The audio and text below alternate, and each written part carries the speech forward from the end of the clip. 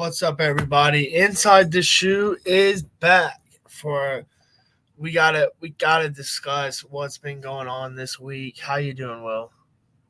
I'm doing pretty good. How are you? I'm doing well, doing well. I'm a little worried, a little weary about what's gonna happen this week tonight. Um, in prime time with Mr. Flacco himself. We're officially Flacco's. What's your thoughts?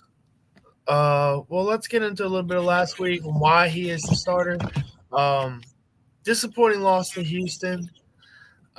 Division's pretty much gone. Unless Houston just starts losing a bunch of games in division games. They did lose to the Jets, so that is good for us, especially for the wild card that we're going for now. And we gotta hope that they stay injured. Um, with all the injuries they've been getting, they're not healthy right now. Would come a week after we played them that they have no wide receivers, have nothing. Literally, half the defense is gone too. I think they got CJ still though. We messed up on that.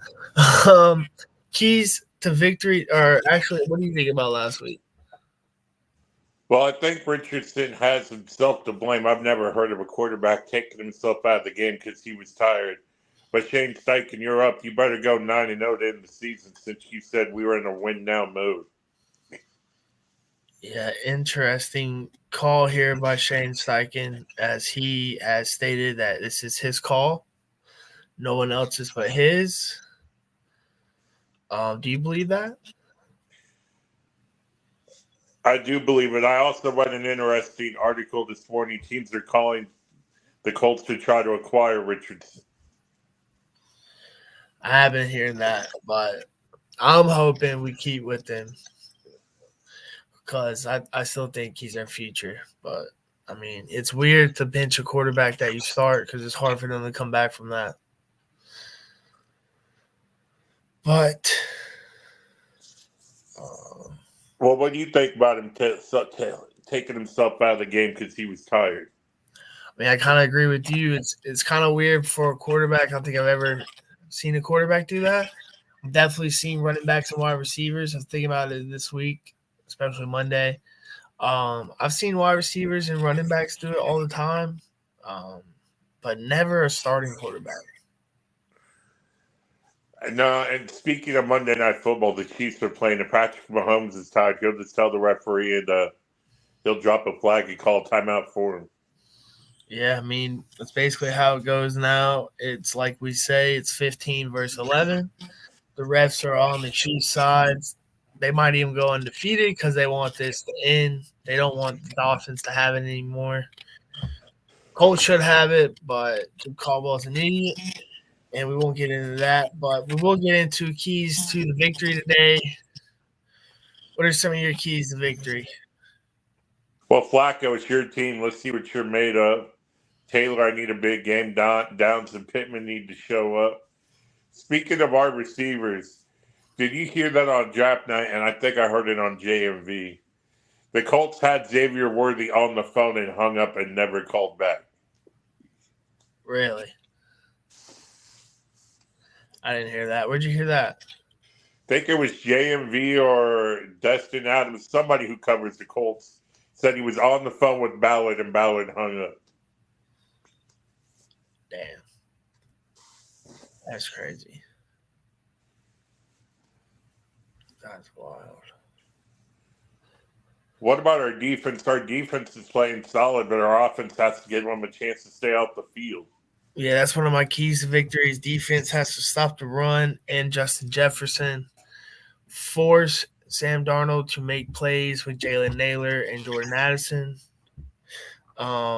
Taylor, I agree with what you said with Taylor. Taylor has to go off today, and Joe Flacco just got to take care of the easy stuff. So if he struggles, do they flip back? Do they go to Ellinger? Are we stuck with No shot in Flacco? hell we go to Ellinger, whatever his name is. They did put Jason Bean back on the practice squad. Yeah, I saw that. But So what do we have to do the rest of the year for Ballard to keep his job? I think at this point we got to blow the whole front office up. We look like fools. yeah, we look kind of dumb. But I mean, if the coach is saying it's his call, I mean, not much you can do about the front office. So did Steichen put himself in a must make the playoff situation? I feel like he has. I mean, there's a possibility that we can. Like, it's not rocket science that we can't make the playoffs in this AFC this year. Not looking the best. I think we can make the playoffs, but I don't know. Reminder: the trade deadline is Tuesday. Yeah, I still think we need to go get Njoku. If we're in a win now, we need to add some pieces of tight end, a rusher.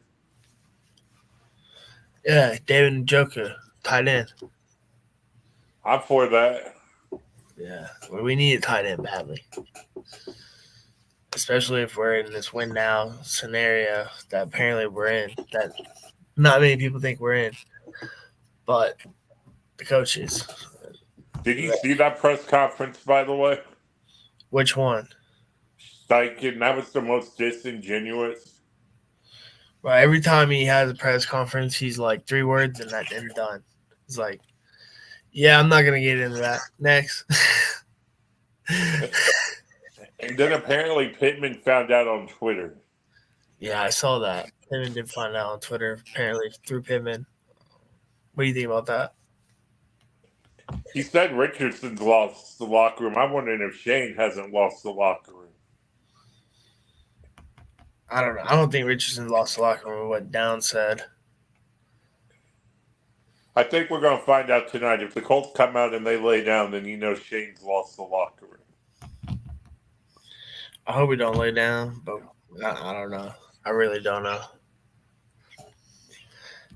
I'm confused. Anything else you got for the Colts before we get into some pick'ems?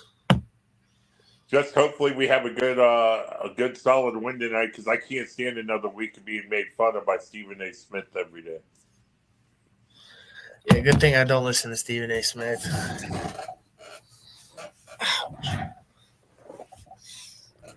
But I do want to give a shout out to my Louisville Cardinals. We beat Clemson for the first time last night in Death Valley.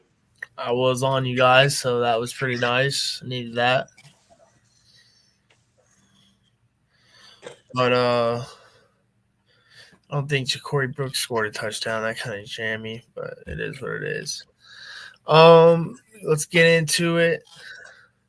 Denver, Baltimore. +9 line for Denver. I think Denver can cover that. I think Denver's going to win and cover. I really like how Bo Nix is playing. Bo Nix is playing great. I was thinking about that. Saw a post about it, and I was like, bro, I've been watching it. Doing pretty good.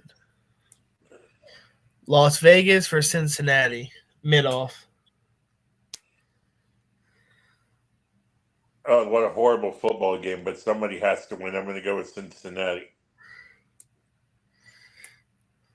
Yeah, another one I think I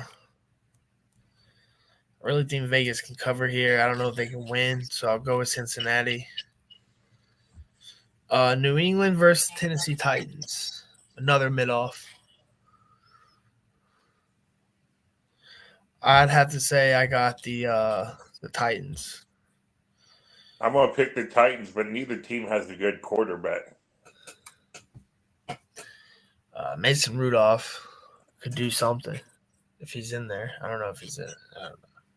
I would keep up with the Titans. They're 1-6. Who cares?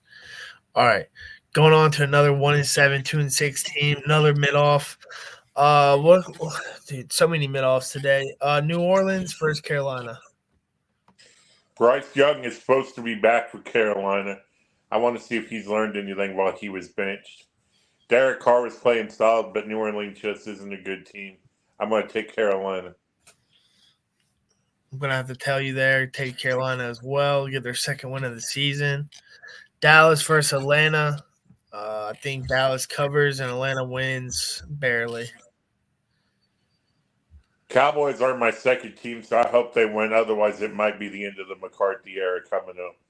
Yeah, I'd have to agree. 3-5, it's probably done.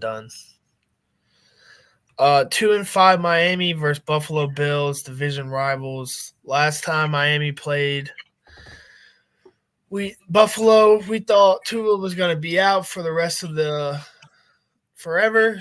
Now he is back, his second week back. Does he have what it takes to beat the Bills? Josh Allen going on an MVP tear right now. I'm going to say Josh Allen wins the game today, and I'm not sure. I'm glad Tua's back. I'm gonna fade you and go with Tua. Roll Tide, and Josh Allen gets his first pick of the season. Book it. Now we got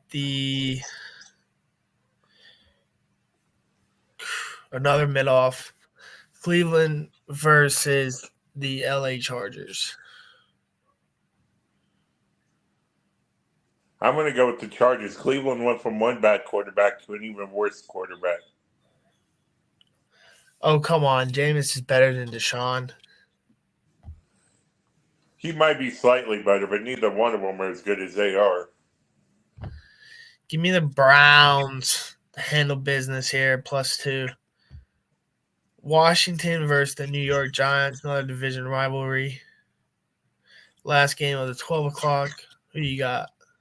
I got Jaden Daniels and the Giants the Commanders to start to put that division in a lockhold. I got the Giants to keep it close. Washington squeaks out with the tough victory. Jaden Daniels gets a touchdown.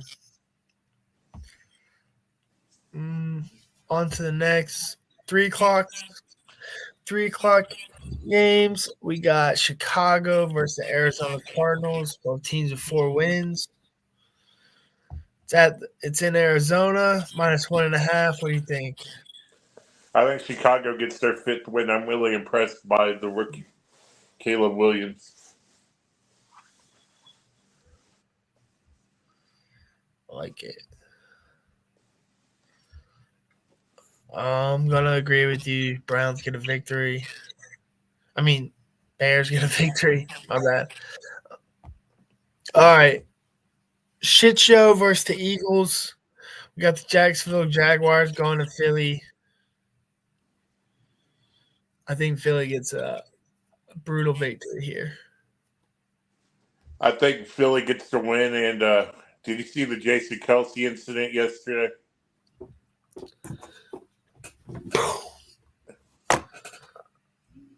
Now the guy's trying to say that Kelsey pushed him, so I don't know what's going on, but leave my boy Jay Kelsey alone.